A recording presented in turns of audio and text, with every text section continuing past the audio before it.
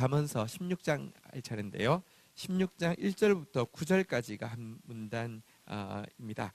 한번 우리 한 절씩 교독하고 시작하도록 하겠습니다. 1절.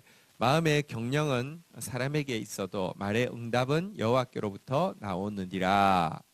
2절 읽겠습니다. 2절은 뭘까요? 시작.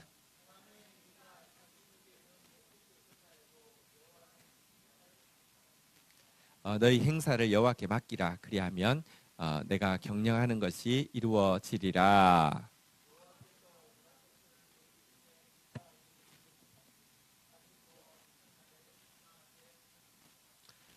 무릇 마음이 교만한 자를 여호와께서 미워하시나니 피차 손을 잡을지라도 별을 면하지 못하리라.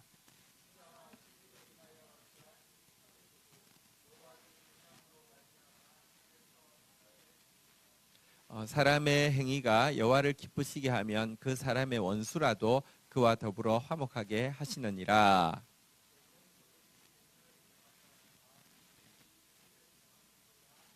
자, 9절 읽겠습니다. 시작.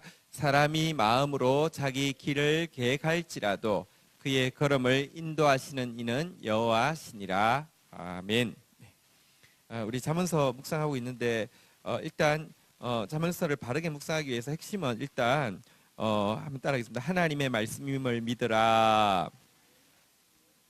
여러분 특별히 잠언서는 지혜서인데요. 하나님의 지혜임을 믿으면요, 우리가 훨씬 더 경외하는 마음으로, 훨씬 더 신뢰하는 마음으로 보면 그제서야 보이는 부분이 있습니다. 그냥 무슨 말이야, 무슨 뜻이 있겠어, 이러면요 진짜 안 보입니다. 하나님의 말씀임을 믿어야 하고요. 그 다음에 이게 흐름이 있는데 문단이 너무너무 중요합니다. 일단 1절부터 9절까지를 한 문단으로 나눈 이유는 10절부터 보면 분위기가 완전히 바뀌는 것을 볼 수 있는데요. 이렇게 1절부터 9절까지는 여호와라는 단어가 계속 나오는데 10절부터 이제 15절까지는 보면 이제 왕이라는 단어가 또 계속 나옵니다. 그래서 누가 봐도 조금만 보면 이렇게 문단이 나눠진다는 것을 좀 알 수가 있습니다. 자, 그런데 이제 1절부터 9절까지가 한 문단이라고 하면, 한 문단이라는 걸 인지할 때 그 얼마나 중요한 이렇게 변화가 있는지를 일단 좀 한번 이 부분에 대해서 설명하고 좀 시작하도록 하겠습니다. 제가 이게 한 문단이라고 생각하는 이유는요. 제가 1절 읽을 테니까 여러분 9절을 한번 읽어보십시오. 제가 1절 읽겠습니다. 마음의 경영은 사람에게 있어도 말의 응답은 여호와께로부터 나오느니라. 9절 여러분 한번 읽어볼까요? 시작.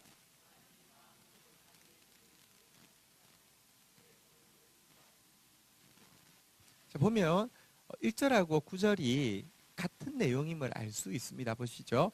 1절에 마음의 경영은 사람에게 있어도, 경영이라는 단어는 이제 계획, 준비인데요. 우리가 사람이 이렇게 하나님 주신 비전에 대해서 혹은 하나님 주신 소원에 대해서 내가 마음으로 계획하고 준비하는 것은 내가 할 일입니다. 자, 그런데 9절에 보니까요, 마음의 경영은 사람에게 있어도, 이 말을요, 사람이 마음으로 자기 길을 계획할지라도, 같은 말이죠, 그렇죠? 자, 그런데 이렇게 우리가 하나님이 주신 소원, 하나님이 주신 비전, 1절부터 9절까지의 주제는 하나님께 받은 비전을 어떻게 이루는 과정은 어떻게 이루어 가는가에 대한 내용을 담고 있습니다. 자, 그런데 이 하나님 주신 비전, 하나님 주신 그 소원을 가지고요, 우리가 계획하고 준비하지만 그의 걸음을 1절 한번 보면요, 말의 응답은 여호와께로부터 나오느니라 이렇게 돼 있는데요. 9절에 보니까 그것에 대해서 그의 걸음을 인도하시는 이는 여호와시니라. 그래서 이제 내가 마음으로 준비하고 계획한다 할지라도 그것에 대한 응답은 하나님께 있다. 걸음을 인도하시는 분은 하나님이시다. 이렇게 이제 아래 위가 똑같은 이제 표현이 이제 들어 있습니다. 자, 그런데 그래서 여기서부터 여기까지는 지금 하나의 내용을 이어가는구나를 알 수가 있는데요. 이걸 모를 때 무슨 문제가 생기냐고 하면 1절 우리 한번 다시 읽고 시작하도록 하겠습니다. 1절 읽겠습니다. 시작.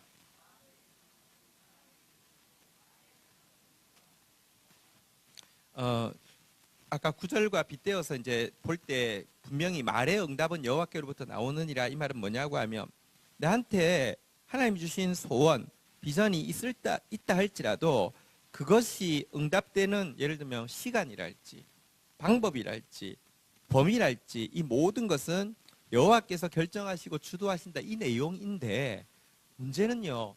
이거는 이제 왜냐하면 구절을 보면 확실히 이제 보완을 서로 해서 정확한 그 뜻을 그 놓칠 수가 없는데요. 문제는 문단을 생각하지 않으니까 대부분의 주석이 1절을 어떻게 주석하고 있느냐고 하면 마음의 경령이 사람에게 있어도 내가 이제 막 경영하잖아요, 그죠? 근데 이 말의 응답, 이 이제 원어는 혀의 응답이라고 되어 있는데 혀의 응답은 여호와께로부터 나오느니라.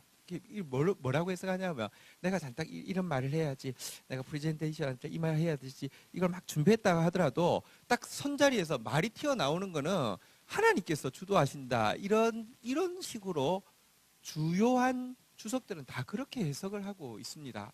그러면서 그 근거를 뭐로 되냐고 하면 인간의 자유의지를 댑니다.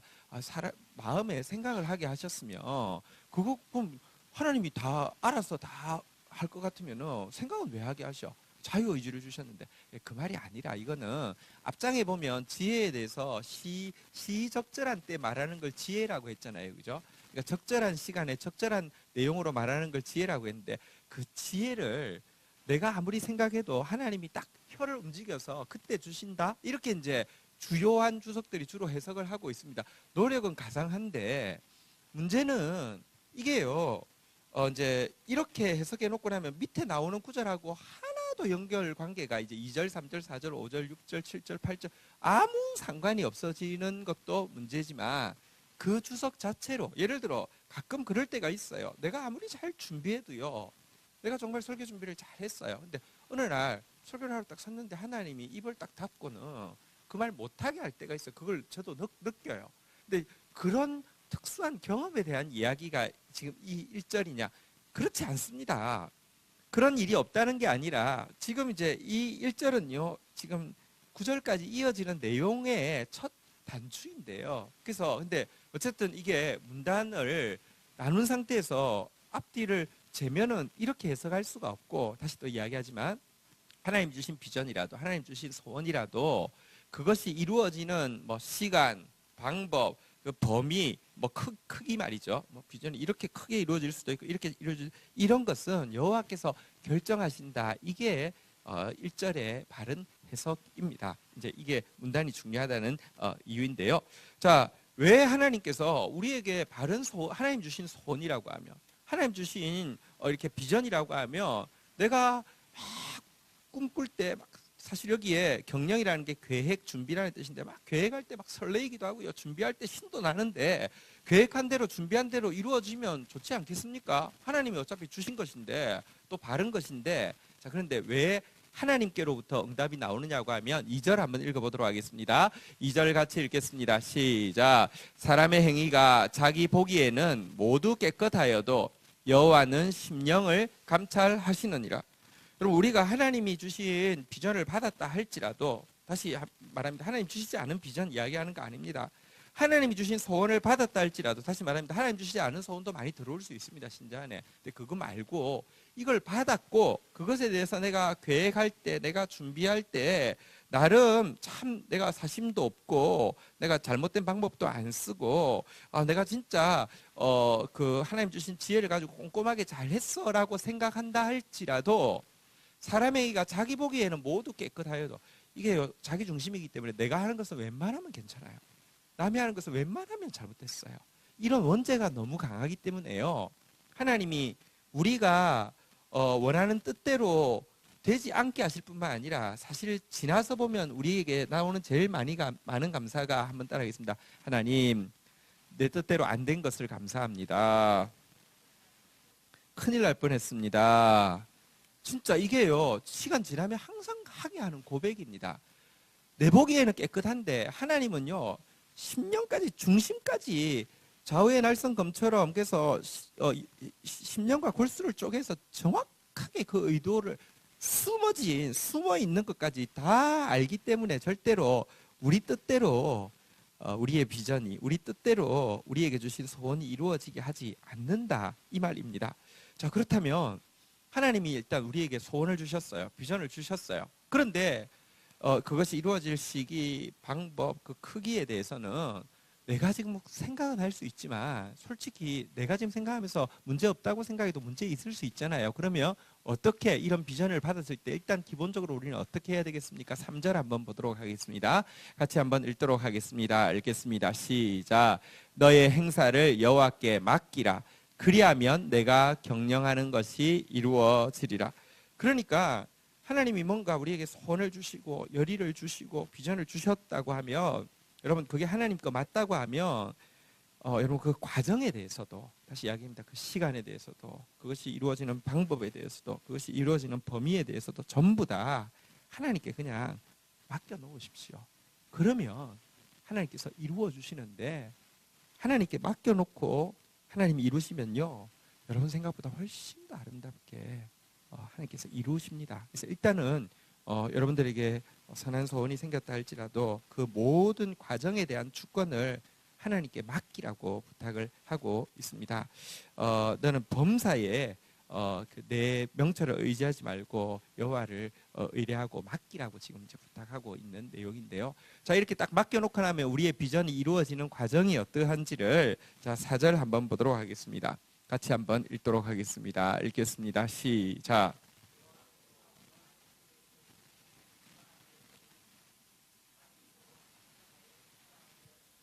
다시 말합니다. 이게 문단이라는 걸 모르면 그냥 따로 떼서 이제 생각하고 위하고 아무 상관없다고 생각하는데요. 나중에 보시면 위하고 아무 상관이 없는 게 아니라 아주 직결되어 있는 문제입니다.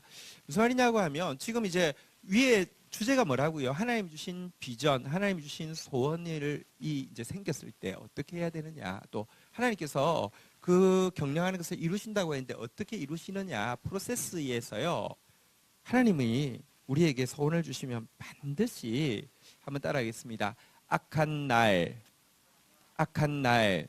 여기 악한 날은 이제 재난의 때, 뭐 또 징계의 때, 혹은 궁극적으로는 심판의 때 이 모든 것을 다 포함하는 날인데 힘든 시간을 이야기하는데요.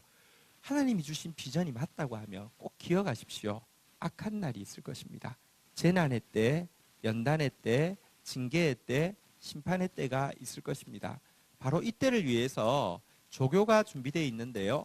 여호와께서 온갖 것을 그 쓰기에 적당하게 지으셨는데 악인도 이 악한 날, 다시 말하면 하나님께서 우리에게 소원을 주시고 나면 그것에 대해서 연단하거나 우리를 그 징계하기 위해서 하는 시간을 가질 텐데 이때에 바로 이들이 쓰임 받게 하기 위해서 하나님께서 두셨다 이렇게 이야기하고 있습니다.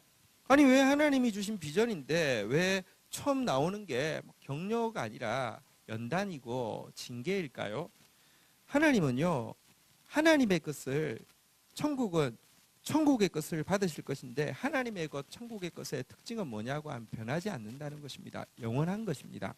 영원한 것 되려고 하면 성경에 보면 불로 연단한 것만 불로 연단해서 남은 것만 가져간다 그렇게 했습니다. 이 때문에 하나님이 주신 비전이 맞으면 그때부터요 불길같이 고난이 다가옵니다. 그리고 불길같이 고난이 다가올 텐데 이때에 조교로 쓰임 받는 자가 악한 자다 이렇게 지금 이야기를 하고 있습니다. 물론 이 악한 자는요 두 가지를 이야기하겠습니다. 그러면 하나님이 악한 자를 이렇게 만든 겁니까? 그렇지 않습니다. 그들이 선택한 것입니다. 그런데 하나님이 그들이 넌 악해져야 돼. 지금 악인이 필요해. 악역이 필요해. 아니, 좀 제발 악해져. 절대 그러지 않습니다. 자기들이 악을 선택한 것입니다.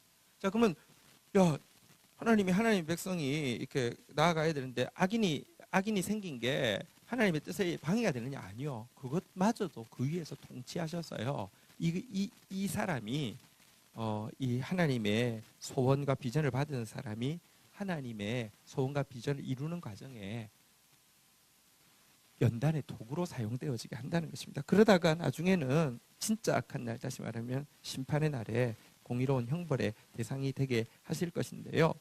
자, 그런데 이 악인, 성도를 괴롭히는 악인의 문제는 참 고통스럽습니다. 이거는 신앙이 아무리 좋아도요, 내 주위에 여러분 이렇게 나한테 고통을 주는 막 얼굴만 봐도 경기가 날 것 같고 막 너무 힘든 사람 있었으면 좋겠습니까? 제발 있었으면 좋겠습니까? 제발 없었으면 좋겠습니까? 있어도 되고 없어도 되겠습니까? 한 명도 없었으면 좋겠어요. 단 여러분 우리 공동체 적습니다. 사실 우리 공동체 지금 참 이렇게 작고 다 참 좋습니다. 근데 이 정도 되면 뭐 한 명 정도는 있어도 안 될까? 아니요, 싫어요, 싫어요. 진짜 악인의 문제는 우리를 고통스럽게 하는 이 악한 도구의 문제는 참 힘듭니다. 그래서 성경에 보면 선지서에 이런 자들에 대한 불평과 하나님을 향해서 막 힘들다고 탄식하는 내용들이 계속 나옵니다. 쉽지 않은 문제입니다. 그런데 여러분들 이 과정에 꼭 필요한데요. 그런 악인들을 하나님 쓰실 때 우리가 가져야 할 마음가짐이 있습니다. 5절 믿음이 있습니다. 5절 같이 한번 읽도록 하겠습니다. 이 5절을 읽겠습니다.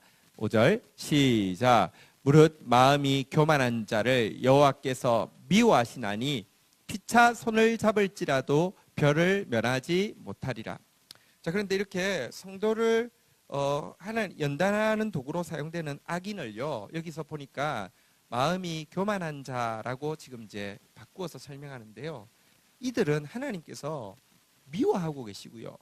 그들이 피차 손을 잡을지라도, 피차 손을 잡을지라는 표현은 히브리어에서는 관용구인데요. 그러니까 반드시 틀림없이 이런 뜻입니다.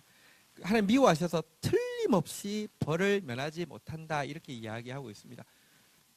우리를 징계하기 위한, 우리를 연단하기 위한 악한 자, 교만한 자의 고통이 있을 때 우리가 이런 생각을 합니다. 너무 힘듭니다 하다가 나중에는요, 저 사람은 영원할 것 같고 나는 이제 거기서 죽을 것 같은 그런 공포가 있습니다. 근데 한 가지 기억하십시오.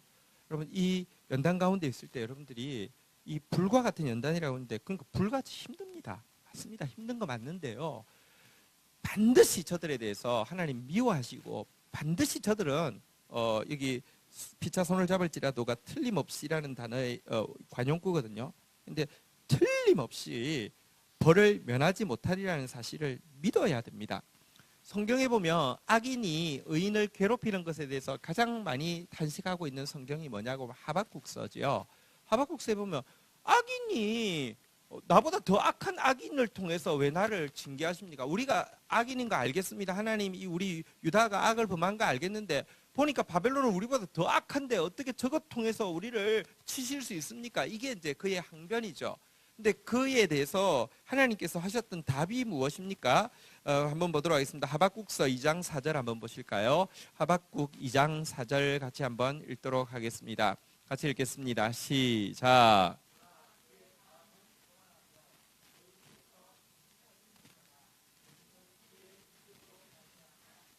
자, 여기 보니까요. 한번 따라하겠습니다. 교만, 정직하지 못한 거니까요. 한번 따라하겠습니다. 부정직. 자, 그 밑에 보니까요. 의인, 믿음. 자, 이게 서로 대비를 시키고 있으니까 한번 다시 한번 보십시다. 교만의 대비어로 나온 게 의인이잖아요. 그죠? 그러면 교만이 의인의 대비어로 나오면 교만이 악인이고 의인이 겸손하다는 것을 알 수 있죠. 보십시오. 교만의 반대말은 겸손이잖아요. 그죠? 의인의 반대말은 악인이잖아요. 그죠? 근데 지금 교만과 의인을 이렇게 비교하고 있어요. 교만, 겸손, 악인, 의인인데 교만하고 의인 이렇게 이야기했으니까. 그래서 사실 교만한 자는 악인이고요. 의인은 겸손하다. 이것을 이 대비가 보여주고 있고요. 또 밑에 보니까요. 부정직의 반대말로 믿음을 제시하고 있습니다. 여러분들 믿음의 반대말은 불신이잖아요. 그죠? 부정직한 게 불신이고요. 믿음의 비슷한 말로 그러면 정직을 제시하고 있는데 정직은 제가 계속 이야기하지만 하나님 앞에 정직하다는 것은 회개를 이야기합니다. 여러분들 하나님 앞에서 계속 정직하면 회개하게 되고요. 회개하면 겸손하게 됩니다. 그리고 겸손하면 의인 되고요. 자, 근데 내가 하나님을 믿지 않습니다. 그러면 하나님의 기준, 하나님의 말씀의 기준이 아니라 자기 기준으로 보기 때문에 자기는 항상 옳아요. 근데 그걸 부정직이라고 하고요. 그러니까 교만하고요. 그러니까 악인이 되는 겁니다. 자, 그런데요. 이 끝에 보니까 한번 따라하겠습니다. 의인은 믿음으로 말미암아 살리라. 그러면 어떤 말입니까? 한번 따라하겠습니다. 교만은 부정직으로 말미암아 죽으리라. 반드시 교만한 자에 대해서는 반드시 심판한다. 하박국의 내용이 뭡니까? 바벨론 징계의 도구로 잠시 사용될 건데 박살이 날 거야. 완전히 없어질 거야.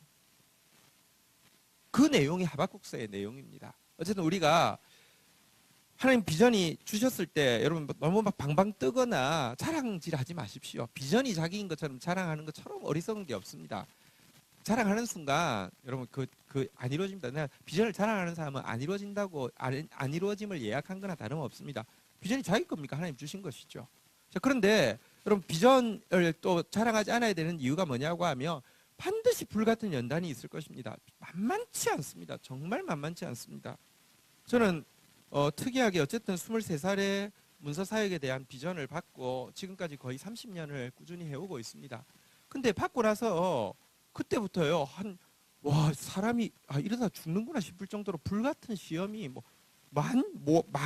진짜 모든 곳에서 다 몰려오는 것을 느꼈습니다. 어디 한 군데도 숨을 쓸 틈이 없을 정도로 막 몰려오는 것을 느꼈습니다. 만만치 않습니다. 근데 우리가 믿어야 될 믿음은 무엇이냐? 한번 따라하겠습니다. 의인은 믿음으로 말미암아 살리라. 산다니까요. 근데요, 교만한 자는요, 악인은요, 부정직한 자는요, 불신하는 자는요 죽습니다. 그래서 사실은 여러분 이 믿음이 있어야지 이 연단의 기간을 이길 수 있다. 지금 이 이야기를 하고 계신 것입니다. 6절 한번 보도록 하겠습니다. 읽겠습니다. 자, 6절 오늘 본문 6절로 가겠습니다. 읽겠습니다. 시작.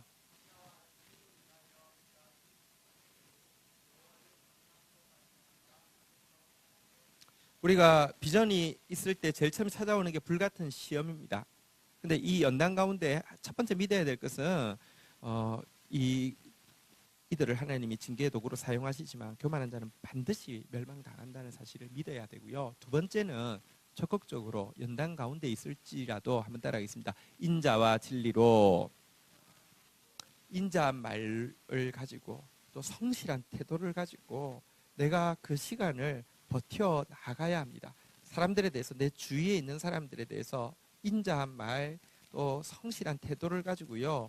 이 시간을 버텨 나가야 합니다. 그게요. 한번 따라하겠습니다. 죄악을 속하게 되고 우린 자꾸 이렇게 이야기합니다. 죄악을 속하는 것은 예수님의 피로 속한다. 맞습니다. 맞는데 여러분 내가 솔직히 관계 속에서 얼마나 많은 죄를 범했습니까? 그런데요. 내가요. 보십시오. 내가 막 너무 좋고 내가 기분 좋고 내가 막 좋은 일이 있어. 그럼 남 밥 사주고 싶어. 자랑하고 싶으니까.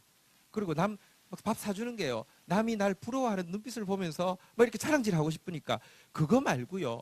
지금 내가 징계와 연단 가운데 가서 참 힘들지만 그때 내가 그럼에도 불구하고 주님 때문에 인자한 말을 하고 성실한 태도로 섬기고 있으면 그게요.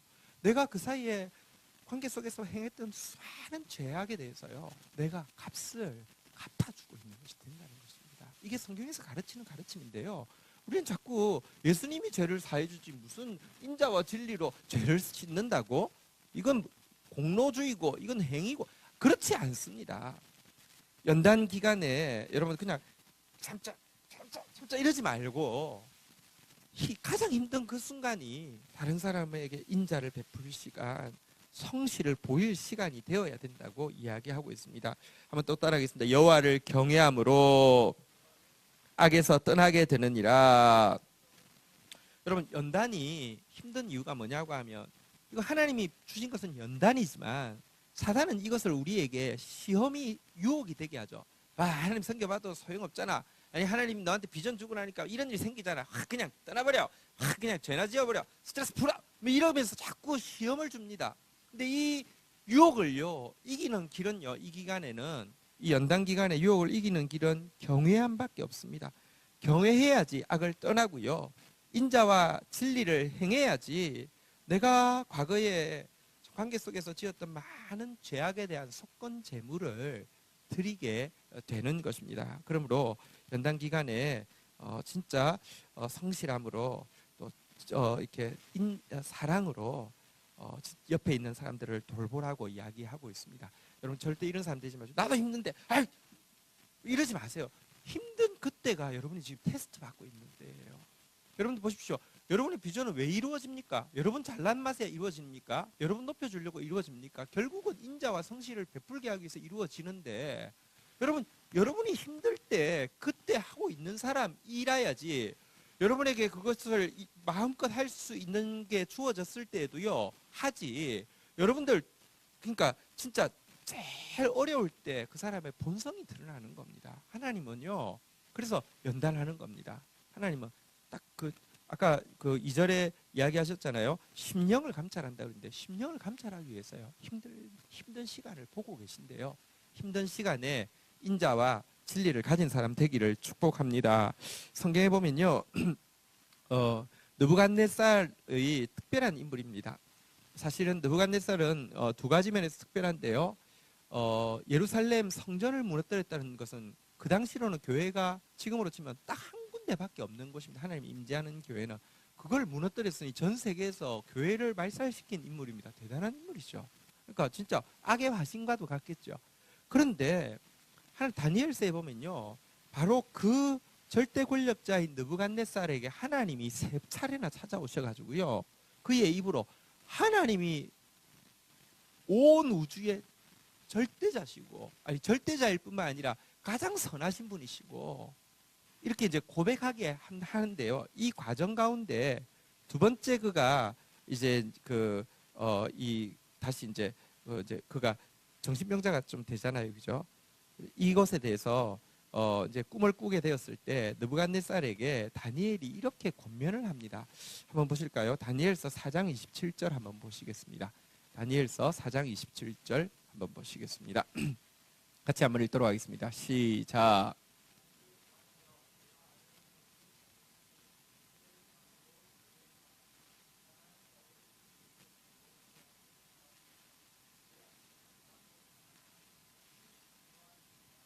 그럼 공의를 행하고 가난한 자 긍휼히 여기는 것, 정의를 행하는 거로 말미암아 죄악을 사할 수 있느냐?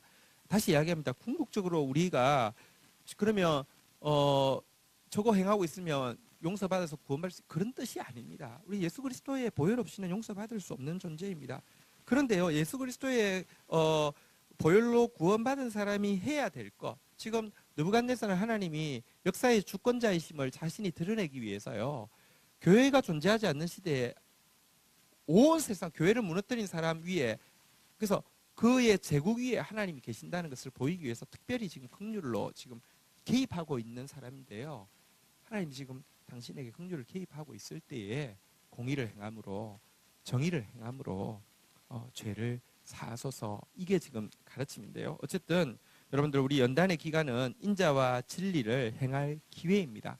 죄악을 속할 기회입니다. 악에서 떠날 기회입니다. 이 기회를 놓치지 않기를 축복합니다.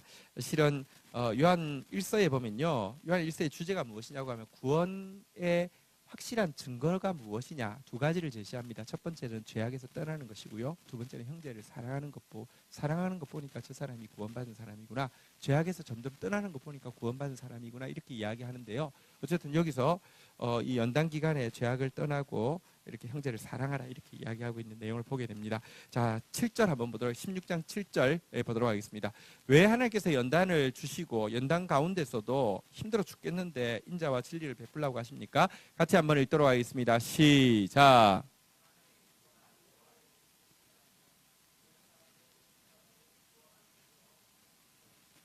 자, 하나님께 비전을 받은 사람이요, 하나님을 기쁘시게 하는 행위, 첫 번째는 나의 행사를 주님께 맡깁니다. 하나님, 이거 이루어지는 것도 주님 손에 있으니까 맡깁니다. 자, 그리고 연단 가운데 있을 때 악인이 심판받을 것을 믿고 연단을 잘 버텨냅니다. 그러면서도 인자와 성실을 행하고 여호와를 경외함으로 악을 떠나고 있습니다. 이렇게 하면요, 기쁘시게 하면요, 원수라도 그와 더불어 화목하게 하느니라. 이게 무슨 말이냐고 하면, 악인들이 있는데요, 나를 괴롭히는 악인들이 있는데 보십시오. 악인들의 두 종류가 있습니다. 하나님은 한 명도 망하기를 원치 않는데 의인이 있습니다. 스데반입니다. 의인입니다. 악인이 있습니다. 누굴까요? 바울입니다. 바울이 돌로 죽입니다. 끝까지 스데반은요, 여호와 보시기에 기쁘시게 죽음까지도 참 기쁘게 순교 제물이 되었습니다.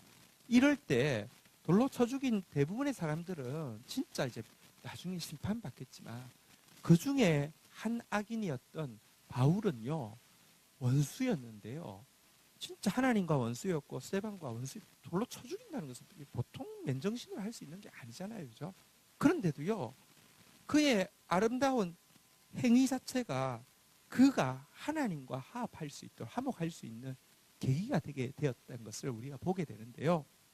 하나님께서 왜 우리에게 연단을 악인 가운데서 연단받게 하시냐고 하면요, 악인 가운데서라도 우리 때문에 구원받을 사람이 있기를 원하시는 게 하나님 마음이고요. 진짜 우리가 여호와 보시기에 기쁘시게 해가면요, 악인 중에 다는 아닙니다. 성경이 그렇게 이야기하지 않습니다. 그러나 몇몇은 돌아올 수 온다는 것에 대해서 계속 성경이 강조하고 있는 것을 볼 필요가 있습니다. 그래서 하나님께서 그곳에 가서도 인자와 진리를 가지고 또 막 겁먹지 말고, 저들이 불쌍한 겁니다. 저들이 끝까지 가면 벌 받을 것이니까요. 진리가 승리할 건 확신하니까 당당하게, 그러나 인자와 진리를 가지고, 본회퍼가 그랬대지 않습니까? 독일의 이제 그 히틀러의 그 강제 수용소에 있으면서도 본회퍼가 간수들을 대할 때 너무 당당하고, 그러면서도 도리어 뭐랄까요, 자기가 사랑을 베풀고 인자를 베풀고. 여러분, 이 힘이, 그래서 그들 그 하나님 공의로 갚으시니까 심판, 그들이 얼마나 많은 사람들을 그렇게 죽였습니까? 심판 받겠죠. 근데 그들 가운데 구원받을 자들도 구원하시기를 원하시는 게 하나님의 뜻이기 때문에 이렇게 하라는 것입니다.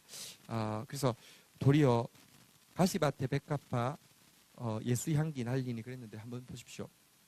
백합화가 있는데요, 가시밭에 있다고 생각해 보십시오. 바람이 불면 어떻게 되겠습니까? 이렇게 하면 찢기고 저렇게 하면 찢기는데 향기가 더 나잖아요. 그죠?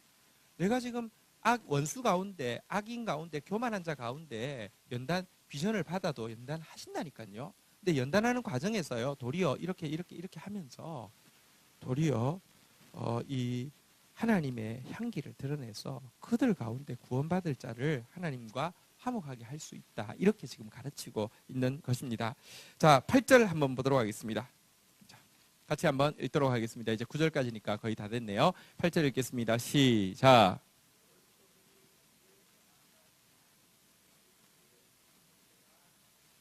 연단 가운데 조심해야 될 게 이제 세 가지인데요. 첫 번째는 아까도 말씀드렸듯이 징계의 도구가 된 자를 두려워하지 마십시오. 그들은 이렇게 지금 하나님의 주권 아래서 사용되어지고 있을 뿐이지 공포에 질리지 마십시오. 두 번째는 이 기간도 소극적으로 대하지 말고 적극적으로 하나님 경외하면서 인자와 성실을 베푸십시오. 세 번째는요, 여기 이 기간에 징계 때에 우리가 훈련해야 될 것이 무엇이냐고 하면요, 정말 탐심을 버리고 자족하는 마음을 가진다는 것입니다. 징계 기간은 적은 소득이라는 단어가 잘 표현하고 있습니다. 우리가 풍부의 때가 있지만 연단의 때가 있는데, 연단의 때는 여러 가지 좀 어렵습니다. 그런데 적은 소득이라도 말씀 가지고 말씀 때문에 이렇게 힘든 시간을, 힘든 재정적인 힘듦이든지 관계적인 힘듦이든지 건강의 힘듦이든지 시간의 힘듦이든지 이거 가지는 것이요, 많은 소득을 가지고도 불의를 겸하는 것보다 훨씬 낫다. 이렇게 지금 이야기를 하고 있습니다. 여러분들, 왜 우리가 공의 대신에 불의를 택하느냐? 이 불의라는 것은 로 미시파트라고 되어 있는데요. 그러니까 부정의죠. 그러니까 우리 정의라는 단어가 미시파트잖아요. 그죠? 왜 정의를 택하지 않고 이렇게 부정의를 택하고 공의, 하나님 말씀을 버리느냐? 이유는요, 적은 소득보다 많은 소득이 더 중요하기 때문입니다. 탐심 때문입니다. 그래서 연단 기간에 우리가 진짜 훈련해야 될 것 중에, 연단 막 척박한 시간 가운데 점차 지금 없어서 못 누리지만 나중에 있으면 내가 진짜 제대로 한번 해봐야지, 이러다가 점점 괜찮아, 그냥 자족하는 마음을 배우는 게 너무 중요합니다. 왜냐고 하면 비전이 이루어진다는 것은요, 나한테 많은 영혼을 맡겨주시고, 영혼을 맡겨주시면 물질을 맡겨주실 수 있습니다. 사람의 비전에 따라서. 근데 그때 탐심의 문제를 다룬받지 못한 사람은요, 반드시 도둑질하게 돼 있습니다.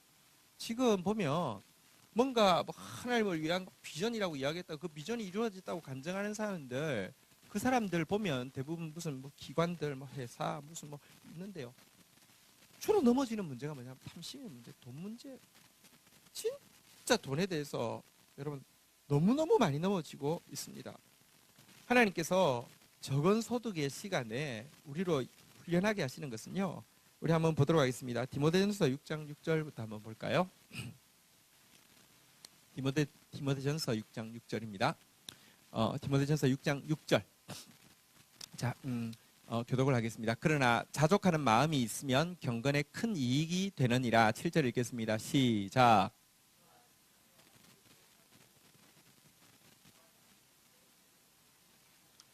우리가 먹을 것과 입을 것이 있은즉 족한 줄로 알 것이니라. 9절 같이 한번 읽도록 하겠습니다. 시작.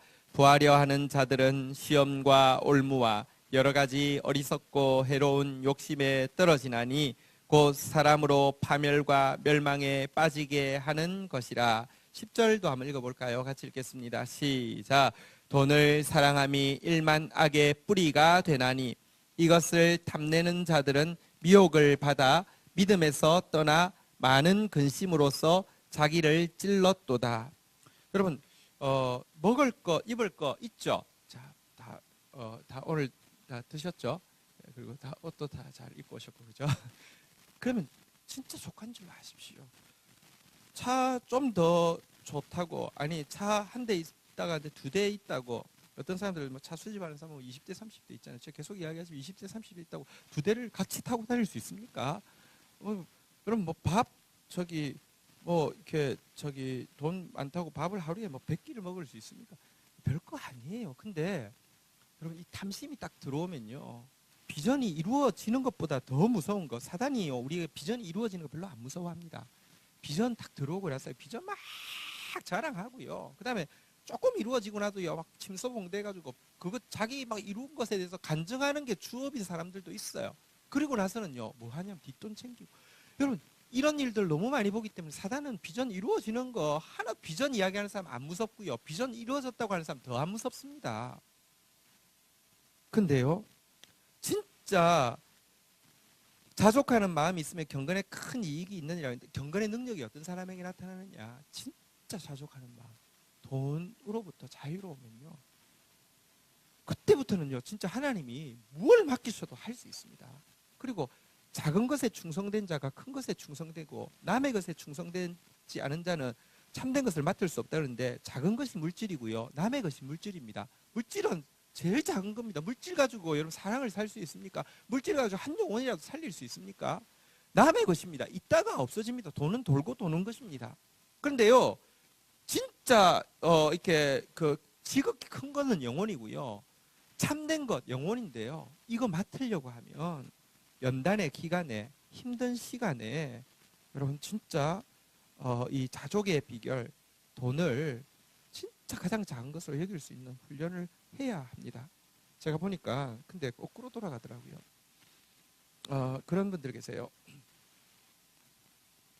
단정 레파토리가 뭐냐면, 자기가 이제 예수 처음 믿고 나서 얼마나 어려웠는지, 그때 먹고 살기가 얼마나 어려웠고, 그다음에 막 뭐 공부하기가 얼마나 어렵고, 생활할 때 얼마나, 자녀 키울 때 얼마나 어려운 거, 그거 많이 이야기하는 사람은요, 꼭 그랬더니 하나님 축복을 주셔서, 그럼 자세히는 이야기하지 않지만 뒤에 가보면요, 그거 챙기는 게 주업이 되는 사람들이 있어요. 그거 여러분, 그 시간이, 저도 사실은 사역 23살에 출판 사역 시작하고 나서 정말 가난했어요. 진짜 가난했어요. 저는 지금도 저 신대원 동기들이 저에 대해서 질투하는 사람이 거의 한 명도 없어요. 왜냐고 하면 제가 동기 중에서 나이가 제일 어렸고요. 그러니까 군대를 안 갔다 오고 바로 다이렉트로 가서 제일 어렸고요. 그래서 일찍 시작하는 게 좋은 것 같아요. 어렸고, 게다가 내 고생하는 걸 전부 다 봤거든요. 진짜 가난했거든요. 완전 밥 사 먹을 돈도 없었고, 무슨 교재 살 돈도 없었고, 항상 그랬으니까 진짜 제일 그 불쌍한 애처럼 보였는데, 그때부터 지금까지 변함없이 일하고, 그거 가지고 거들먹거리지 않으니까, 그래도 이제 뭐 어쨌든 뭐 잘 나가고 뭐 하니까 질투할 수 있는데 별 그런 사람 없어요. 근데 제가요, 저도 만만치 않게 어려웠지만 난 그 시간이 되돌아보면 재밌었어요. 그리고 그 시간에도 먹을 거 있었고요, 그 시간에도요 사실은 입을 것도 있었고요. 저는 그런 적도 있어요.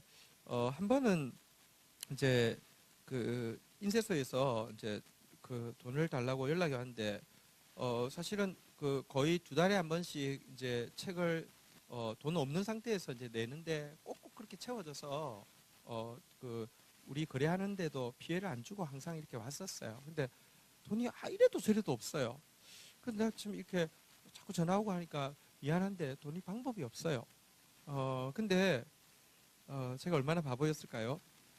은행에서 이자를 내라는 거예요. 그래서 예? 하고 이제 이자 납부일인데 이렇게 그래서 이제 가서 지금 은행 출판사에 인쇄소에도 갚아야 되는데 이제 은행에까지 지금 이자 납부하게 돼서 이제 갔어요. 갔더니 이자 얼마예요? 그러니까 뭐 10만 얼마 이렇게 내야 되는데 돈 하나도 없는데 어쩌지 않는데 근데 왜 여기 안에 적금이 있는데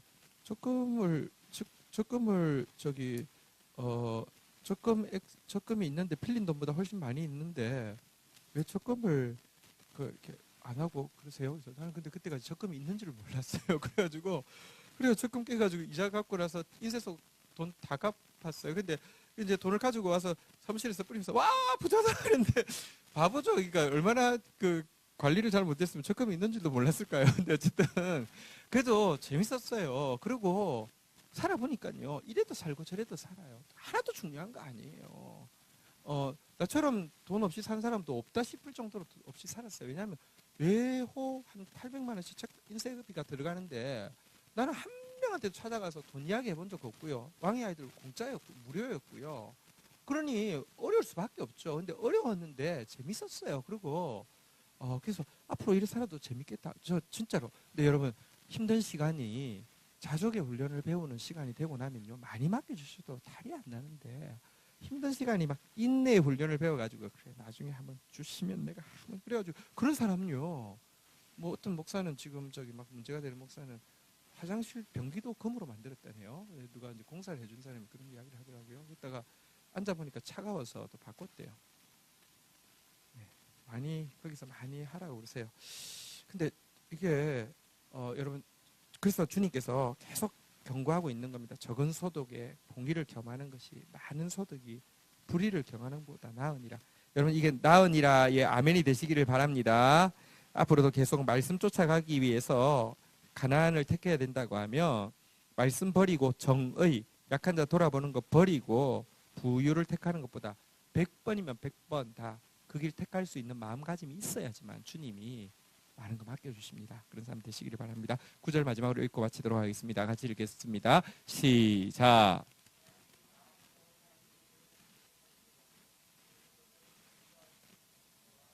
자, 그리고 보면요, 하나님 비전을 주셨습니다.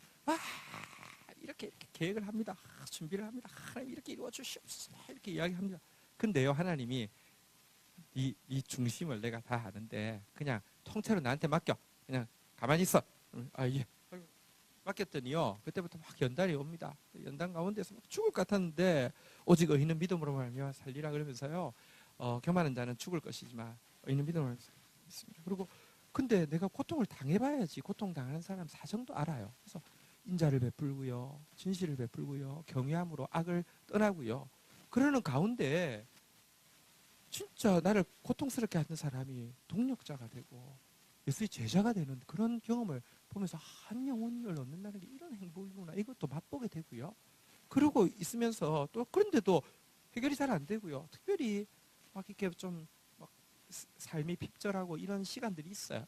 근데 이거를 즐기는 거예요. 누리는 거예요. 재밌다, 행복하다 이러고 있으면요, 하나님께서요 그의 걸음을 인도하셔서요, 진짜 내가 처음 생각한 것보다, 여러분 보십시오, 하나님이 주신 비전이 맞으면 내가 생각보다 더 크게 이루어집니다.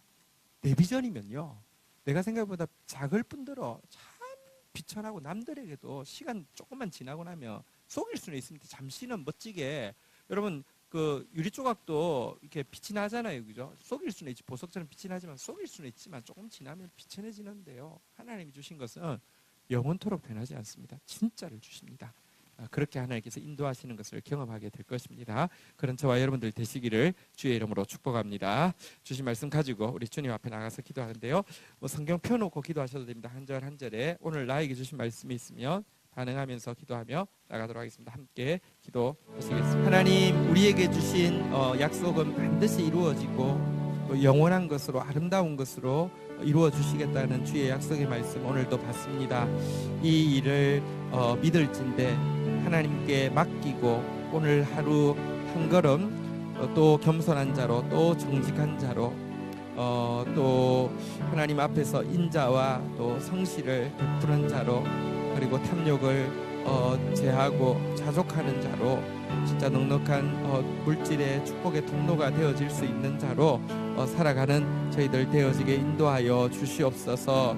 하나님, 우리가 하나님과 원수되었을 때 그의 아들을 죽이심으로 말미암아 우리로 당신과 화목하게 하셨사오니 우리도 원수된 자 가운데 있을 때에도 여호와를 기쁘시게 하는 자 되어서 그들 가운데 화목할 자를 얻어내는 믿음의 승리자 될 수 있도록 도와주시옵소서.